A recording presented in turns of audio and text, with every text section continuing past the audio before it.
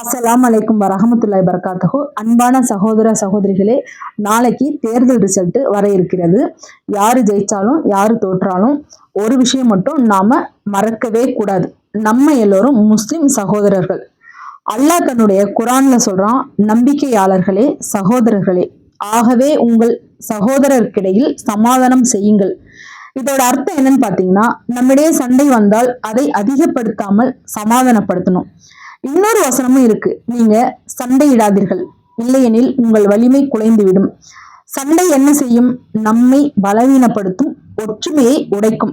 அது மட்டும் இல்லாம நபிகள் நாயகம் ஸல்லல்லாஹு அலைஹி வஸல்லம் அவங்க சொல்றாங்க, ஒரு முஸ்லிம் மற்றொரு முஸ்லிமின் சகோதரன், அவனை துன்புறுத்த மாட்டான்.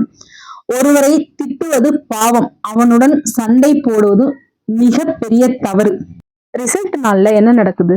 சோசியல் மீடியால ஒரே வாக்குவாதம், நண்பர்களிடையே சண்டை, கட்சி பெயரால் பகைமை. இது நம்ம இஸ்லாமிய குணம் இல்லைங்க.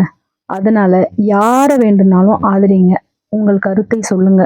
ஆனா சண்டை போட வேண்டாம், திட்டல் வேண்டாம், உறவுகளை கெடுப்பது வேண்டாம். நினைவில் வையுங்கள், கட்சிகள் மாறலாம், அரசியல் மாறலாம், ஆனால் நம்முடைய உம்மத்து சகோதரத்துவம் மாறக்கூடாது. இன்ஷா அல்லாஹ் இந்த துவா, யா அல்லாஹ் எங்கள் உள்ளங்களை ஒன்றிணைத்திடு, எங்கள் சமுதாயத்தில் அமைதியும் ஒற்றுமையும் கொடு, பகை சண்டை வெறுப்பு எல்லாம் நீக்கிவிடு. அஸ்ஸலாமு அலைக்கும் வரஹ்மத்துல்லாஹி வபரகாத்துஹு.